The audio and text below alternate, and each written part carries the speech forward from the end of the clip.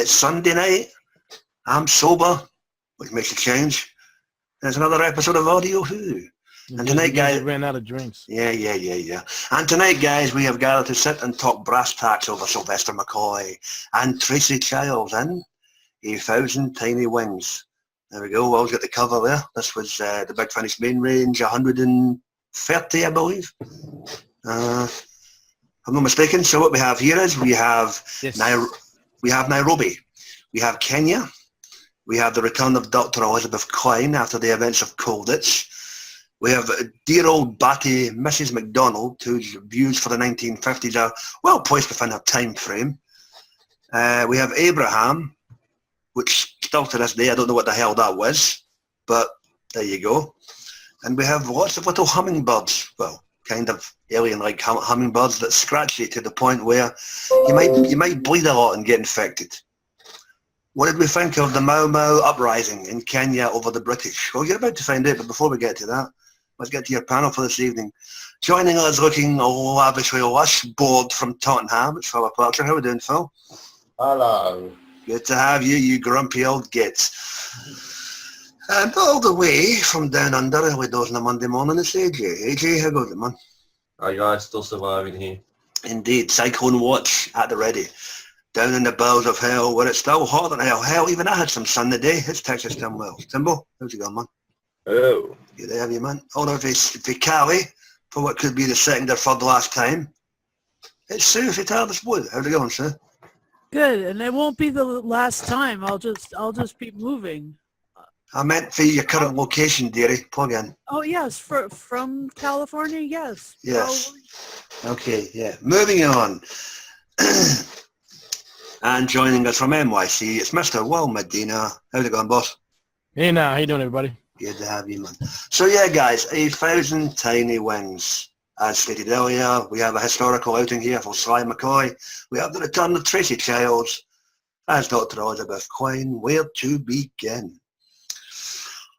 All right, Timbo, can I get your opening thoughts on A Thousand Tiny Wings, please? Sylvester McCoy and Tracey Childs.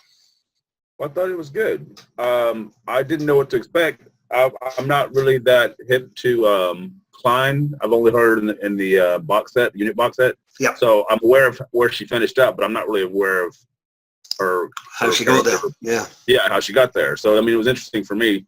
I liked the idea that it was a historical kind of setting, that it was the 1950s, and basically this is post World War II, where I guess everybody's trying to put everything back together again. I mean, why they're in Kenya, I don't know. But again, you get the idea that this is the expansion of the UK or the empire. The colonies are revolting. Yes, they're retracting. Yeah. So I mean, it's that time period where, and I thought that was interesting because I mean, it's interesting the commentary they have on that, because you have this old bat who thinks that they're just being noble colonists, which to be fair, the UK was in a lot of ways, but I mean, the way they look at it nowadays, that was they're only doing it for themselves. They just wouldn't take over and just take all the wealth or whatever. But I mean, that is an interesting argument to see played out. That's what I enjoyed about it. I also enjoyed the pretty much philosophical conversations between Klein and the doctor about her way is the Nazi way and his way is the not Nazi way. So it's like it's kind of interesting that in other words, like they have that bit where she's saying the group is more powerful than the individual. The doctor, of course, disagrees. Every individual is important, bitch. So they kind of go with that, and I thought that was interesting. I mean, so it was a pretty good little story. If there's one thing I didn't really like, was the way it ended, because I thought it was a bit too tidy. And I don't like the idea that the doctor just left the problem behind with somebody to look after it. I don't think that really fits in unless there was any plan to have a sequel. So bury that main shaft. I'm out of here. Why not? Yeah. That's my take on it, though. It was a good enough listen. Okay, cool, mate. Thank you. Well, opening thoughts for you, mate? Well, Tim hit it on the nose. It's a good story. And the ending, I didn't like the ending, and I'm hoping that we'll one day we'll go back to it, because as we know in history, Africa became a big thing, a source for diamonds, because there was mining diamonds there, and it still are. So I was saying maybe someone might use that area and try to see if they can find diamonds, and all hell breaks loose again. So whether it be the 7th Doctor or 8, or somebody else, we wait and find out. But that needs to be get back to. And of course, we last heard of Kline from the story of Colditz. That's how she knows the Seventh Doctor, and she wants that the life that she had to return, which it can't happen. But that was not the way history was set, and then she just doesn't understand it yet. So, like, further on in the next storylines like that, we're gonna find out what happens with her and the Seventh Doctor. And like Tim said, that since he only remembers her from that Unit Dominion box set, and she was their scientific advisor, we know that she knows by that storyline that she's alive like that. After what happened with her after Dominion, we don't know, because the unit that they're doing right now in the box set is the current cast of Unit with the Brigadier's daughter and all that. So whether they ever will bring Kline back or just mention about, we have to wait and find out.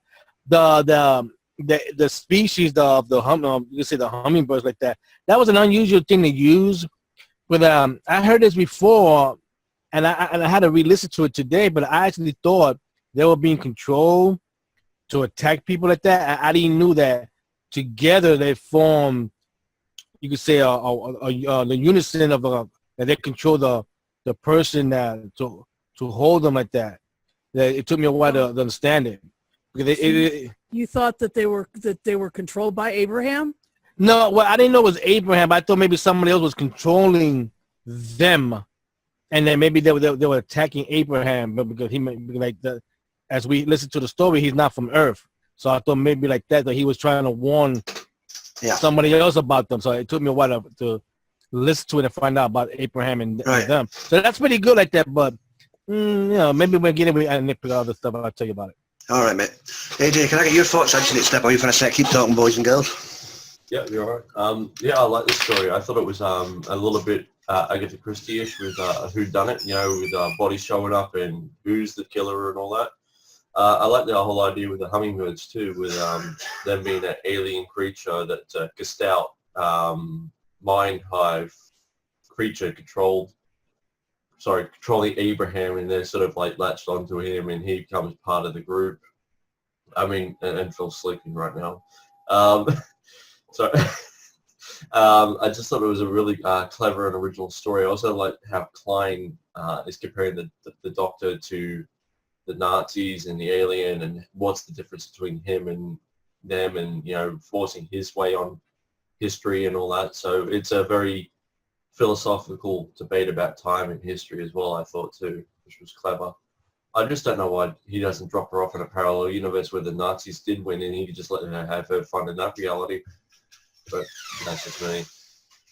Well, I think you get the idea from where she finishes up. He's trying to do her a favor, make her a better person. Yeah. Because I think he kind of realized that she's not necessarily a bad person, but that she's been trained in that way of thinking, and he's trying to make her wiser, I think. Trying to unprogram her. Yeah, a product of her surroundings and whatnot, nature, not nurture, or vice versa. All right. You got all your bits in there, AJ? No? Right. Yeah. Good man, cheers. Okay, Phil, pay attention. Stop looking bored. What do you reckon? As much as everybody thinks of this story, it's bored me to tears, a load of lesbians in the jungle. That's a bit harsh. How do you know the lesbians? They weren't. Well, that's what they are to me. That Tenko gone wrong. And there's an analogy for you. Yeah. Then you have an alien that you can't understand. Even the TARDIS couldn't translate what it was trying to say. So that's a pointless thing. I'll give you that. That was kind of weird. Yeah. So, and you know what? There are better stories with the Seventh Doctor and Klein that beat this, and I reckon people should avoid this story and jump on the other ones that feature Klein and the Seventh Doctor. This one's a load of bullshit, basically. Whoa, like strong. Like which? Hang on. Well, remember, Phil, we got to do the trilogy. We're not. Even what's the next one called? Survival of the Fittest? Is that the one? Hold on. Yeah. Survival of the Fittest. Yeah. Even that one's better than this pile of crap. Well, that's good to know. I wish we were getting into doing that. That's good to know. So I mean, when we do that story, you'll be here telling us about that. Yeah.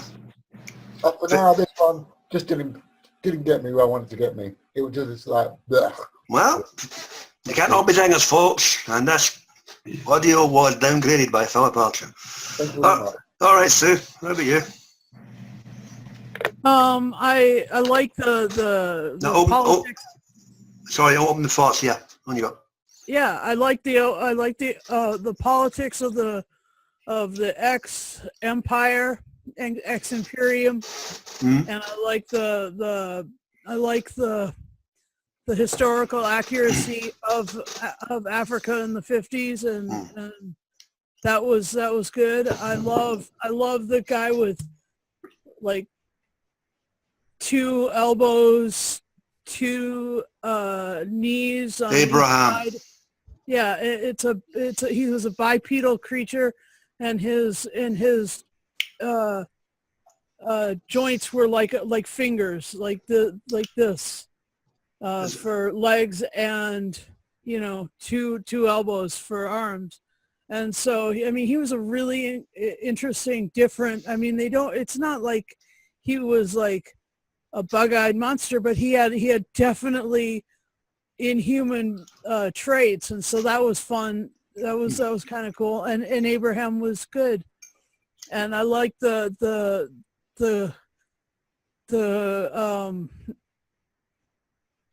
African who came in and tried to. You liked him? He was a fucking savage. What the hell? No, he meant Joshua. Yeah, Joshua. yeah. Joshua, he came in and tried to fool them all and then infiltrate, and that I'm was secretly. Yeah, Joshua the mole. Yeah. So All right, cool. And as for me, McCoy and Tracey Childs are always good together. I think they've been in roughly about 10 stories together, if you include the 4-part Unit Dominion thing thus far. So, yeah, good. A decent TARDIS pairing, these two, so they really are. The story itself, I quite like the political commentary on the historical accuracy of the time period, albeit there was a hell of a lot of death in this. That poor chick in the hen house. Oh dear. Yeah. Talk about scrambling one's eggs. Then we had the character that never was at the very beginning. She kept missing her lunch. She was alive in her bed. Very gruesome. Joshua, interesting. Yeah, throw a native in there and try and have an undercover mole. Why not? Something different. And then, of course, you have the... Did we get a name for this species of hummingbird or whatever it was? Do we know what it was? Chillis. Chillers? Yeah. Right, okay. CHDYLIS. There you go. And then you've got all batshit crazy Mrs. McDonald, whose viewpoint and ways of life are just totally right for the time frame that she's stuck in. You can't be too harsh on the character. It was the way people thought back then, I suppose. And as it was stated, it was a political commentary. So, but it was an interesting yin and yang act between her and Kline's ideology compared to the Doctor's throughout the story. So, yeah, I enjoyed it. I'll agree with Phil in a sense. It's not the best of the Seven and Kline tales, but it's not a bad start to a decent trilogy for me. Right, guys. Any events, characters, or instances that stood out for you? Phil, did anything save it for you? None. It's unsavable. I mean, You're a liar. Nothing at all. Like that's a particular scene, or No, nothing really. you're a barrel of laughs tonight, aren't you? All right. Quick and simple for Mr. Archer. This is not his cup of tea. Moody cow. Timbo, you're up, mate. What do you reckon? Well, what was her name? The old bat. Mrs. McDonald. I can't remember her first name. O'Donnell. Yeah. Yeah, I think she was designed not to be liked, because to be fair, when she's having that conversation with Kline, she's almost basically a Nazi sympathizer. I mean, this is post World War II, and she's pretty much saying, well, if you pick the right dictators, then yeah, then everything would be great, which is wrong. Sorry, but I don't agree with what the Germans tried to do, and I don't think it was forgivable. So I don't really like Kline at this point, because I think, like I was discussing a while ago with AJ, I think the Doctor's trying to improve her. He said, why didn't he just drop her off in an alternate timeline where the Nazis did win? where she'd be happy. But I think that the Doctor is trying to make her a better person or something, to see that she's wrong, because she is wrong. The way she carries on about who cares about the individual, it's all about the group that matters. Well, if you don't have individuals, you won't have a group. So, I mean, the Doctor's right. I mean, I don't know. I thought that was the best thing about it, was the different philosophical discussions that these characters had. And it really was enlightening in the sense that you get to see how people did think in the 1950s. Yeah. And how wrong they were. So, I mean, I like that about it the most. Again, I would say that the fault I found with the story is just the way it ended, because I can't believe the Doctor would just leave a problem buried for somebody, unless he knows something that we don't, because it's in the Seventh Doctor, or unless they were planning on coming back to it with a sequel at some point. But yeah, the best thing about it was the different discussions they had. Yeah, I mean, you're right. We take on Klein at this point. I think at this point, you're not meant to like it at this point. This is only a second down. And called it, she was a right bitch as well, alongside David Tennant, believe it or not. He was a right bastard in that story. Yeah, I really didn't like her in Colditz, that's for sure. Yeah. But I think it's by the time you get to the end of this trilogy, you get to a point in her characterization where she was in Unit Dominion. I'm pretty sure that's how it goes. I actually kind of liked the character in Dominion, because by that time she had changed and realized that, hello, that's not the way to go. Yeah. Yeah, even the wee half-hour outing with Paul McGann down the road as well, incognito. Right. AJ, how about you, mate? Anything stand out? I like in the story how the Doctor says that 86% of the universe's creatures drive on the left side of the road, and Mrs. McDonald is like, yes, because we started it. That's why they do it. Oh. Also, how the TARDIS can't translate Esperanto. So for some reason, it just can't do it. I don't know. So I remember hearing that part of one. What's coffee got to do with it? But there you go. Maybe it needs a software update. Who knows? Yeah, there you go, I also like the Wizard of Oz reference with the flying monkeys. That was pretty funny. Yeah. And the one thing I hated was the way they pronounced Kenya. Kenya. Yeah. Not Kenya. Kenya. You say tomato, I say tomato. Yeah. Yeah, but it was pretty good, the story. I liked it. It had little nods and winks. Yep, there was 1,000 of them, and they were tiny.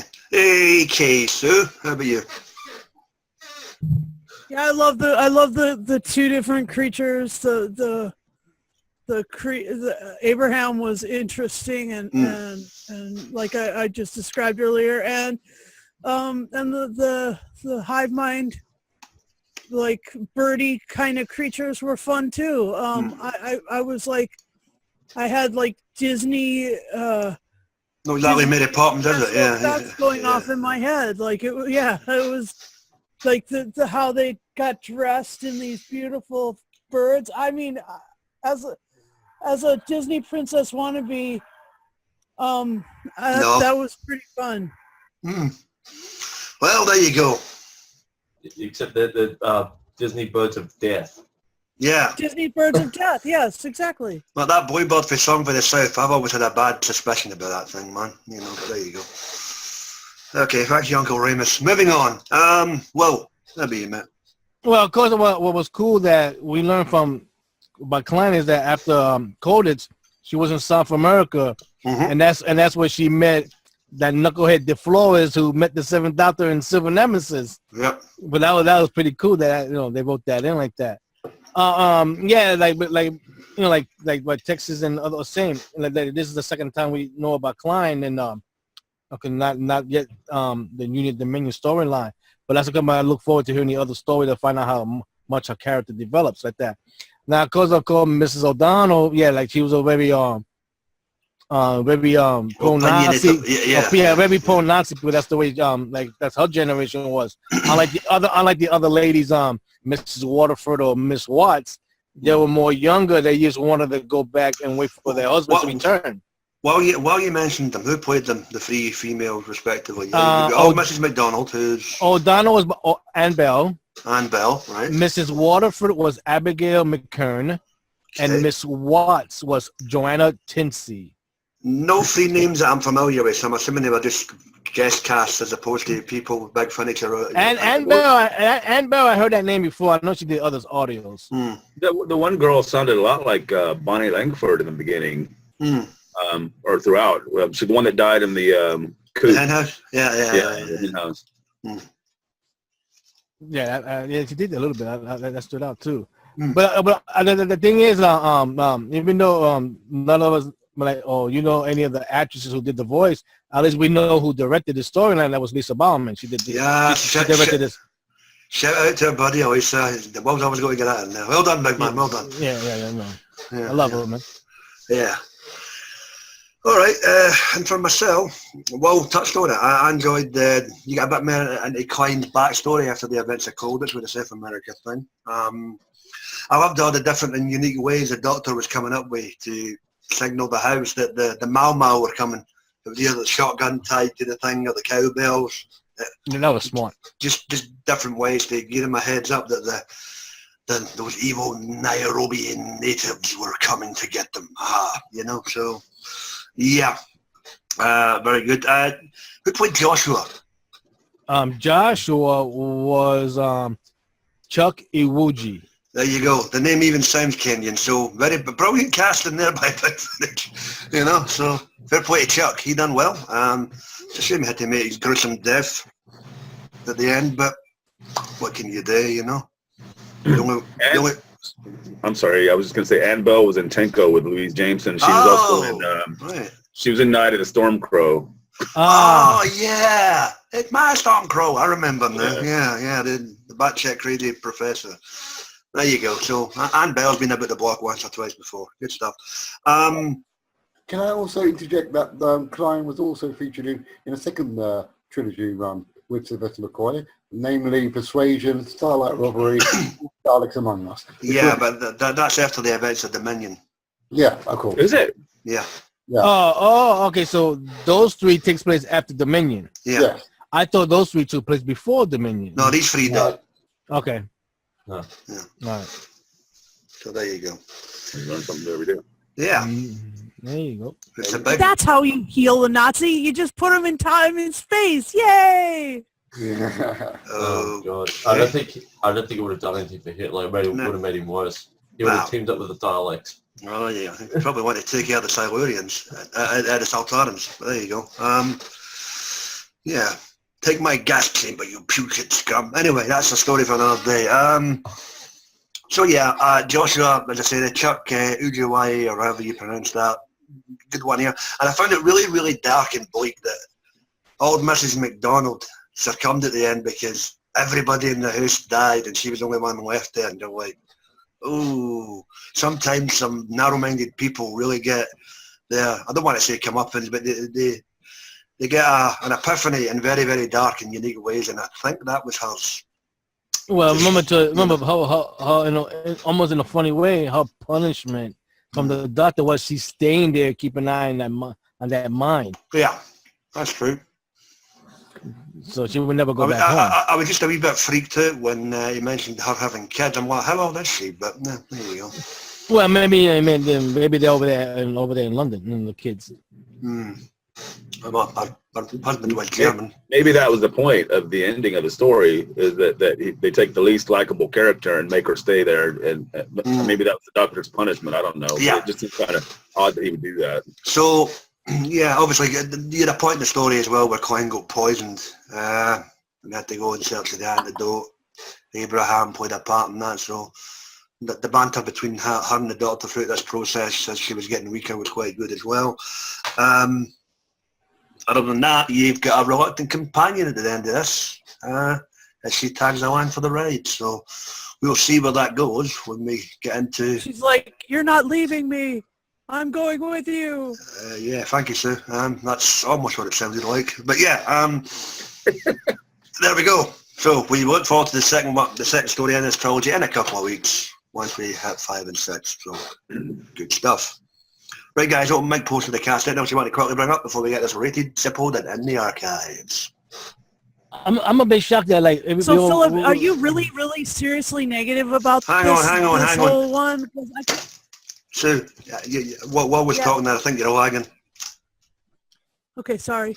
Yeah. No, I'm just saying that, like Tim was saying, that it's funny that that even though this is part of a trilogy, and like you said, the other trilogy with her is after Dominion, that nothing after Dominion had went back to this land to find out what happened to the mine. No, is yet, no. Yeah, that's weird after all these years, but this story is more than 8 years old, so I'm shocked they haven't done nothing about it.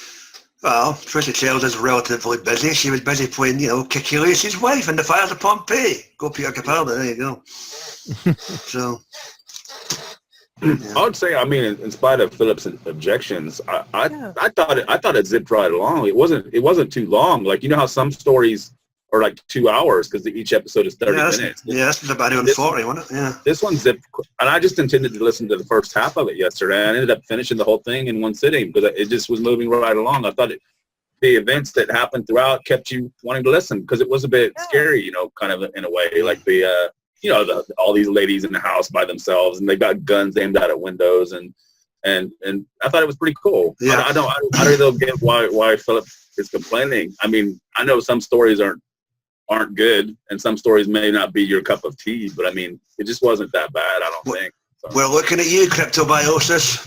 Sorry, I had to put that in there. See, you hate one story, I can hate this one. No, I'm not saying you can't hate it. We're just trying to establish why you hate it. We want to establish how it was that bad for you, not that. No, it just wasn't my thing. I was just like, no. No, your cup of tea. Do you have long distance savings? Fuck off. Is that dial a date? Yeah.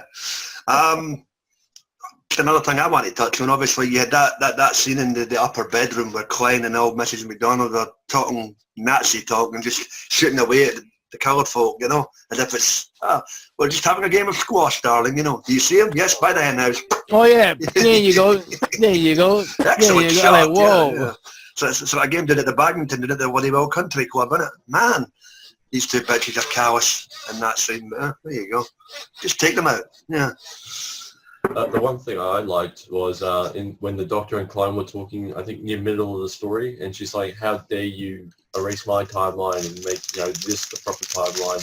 Ours was beautiful and majestic, it worked, it was clockwork, and he's like, no, this is the reality that should be. I'm from the future, I'm a Time Lord, mess with me, you will be obliterated, basically this is the way it should be. You are an aberration, you are not meant to be, basically, but I'm going to fix you, sort of.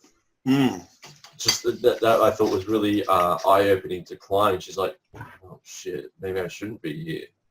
I'll just keep my mouth shut for the time being, yeah. Of course, she had to get some other batshit stuff still today before she's fixed, and we'll get to that as other stories come on. Yeah. Right, anything else, guys? No. All right, then I guess it's that time again. For Philip to invest in a remote control butt plug. That's down to Philip's discretion. A Thousand Tiny Wings, Big Finish, Main Range, story number 130, Sylvester McCoy and Tracey Childs. All right, Phil, we may as well start off shit. What do you rate it? Well, I rate it 1,000 tiny zeros. You know what? That is actually a good one. I'm going to keep that and accept that, Phil. Well done, mate. That's a good one. That was quite... Philip made it funny. Yeah.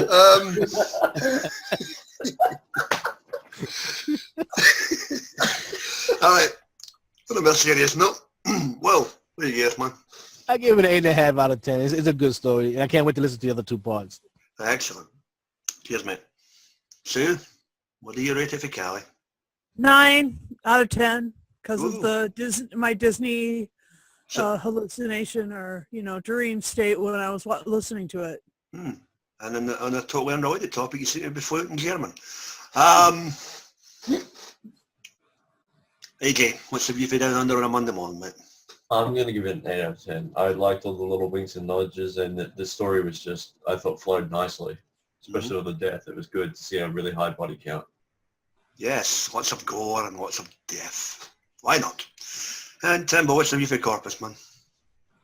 Yeah, I'll also give it an 8 out of 10. I think it was a good and compelling story. I think it was kind of let down by the end. That it seemed very undoctorish for the Doctor to let it end that way, unless he had some other plan, which we haven't seen since. So yeah, but it was an enjoyable listen. I'll give it an 8 out of 10.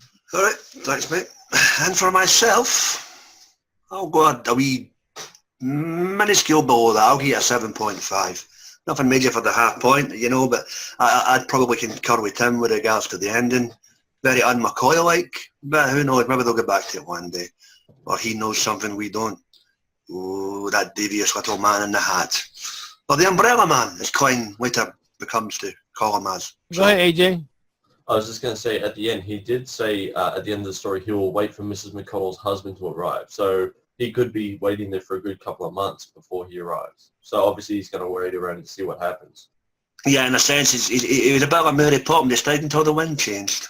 Go figure. I thought I just put that in there if anyone missed it or not. Yeah. No, I think we go with that. I don't think Tim's issue was with how long he was there. It was the fact that he just said, fuck the mine, bury it. I don't want to deal with this shit. So, Okay. Yeah.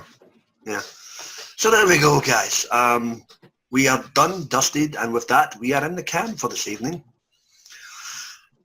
Join us next week when we'll be starting a little trilogy with Peter Davison and everybody's favourite psychic lesbians from the Graceless series. Oh my God. Amy and Abby, or whatever the fuck she changed her name to, because Abby.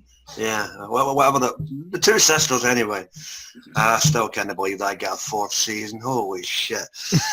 That is a sequel to Tom Baker's Key to Time season. We have a Key to Time trilogy with Peter Davison and the Key to Time 2 and story number 1, Philip.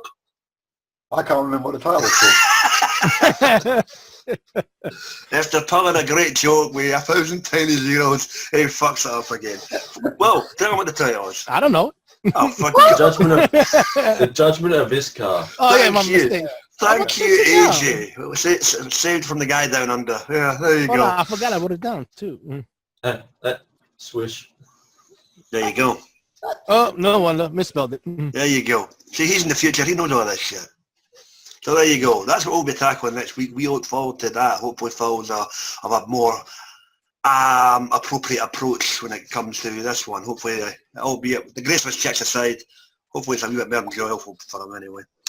Please check out our wonderful wacky mates on the wonderful world of the YouTube. We have the guys and dolls that are Geeks Assembled. We have Dr. Freedom and his daily news broadcasts, his Omega Files, and the adventures of Dr. Freedom and Eric.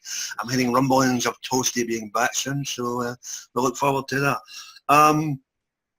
As always, check out our other folks, Johnny Blues, Sammy Carter, you've got Sue there with Tabs Blue Radio, soon to be residing in Massachusetts, hide the beans.